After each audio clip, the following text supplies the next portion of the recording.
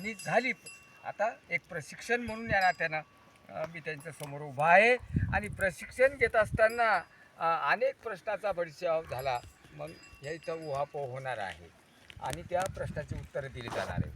आता शून्य मशागत तंत्रज्ञान 2020पासून प्रारंभ मौजे खामगाव तालुका फुलंब्री येथे झाला आणि हा प्रारंभ नानाजी देशमुख कृषी संजीवनी प्रकल्प मुंबई यांच्या माध्यमामधून झाला आणि हा प्रकल्पामधून शेतकऱ्यांची शेतीशाळा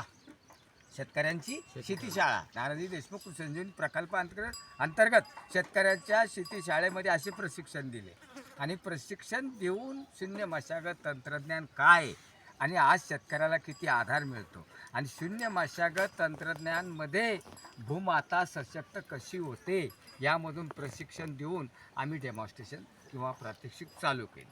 आणि प्रथम सुरेश भाऊसाहेब सोनवणे आणि भगवान काशीनाथ बलांडे यांच्याकडून हे प्रशिक्षण चालू झालं आणि प्रयोग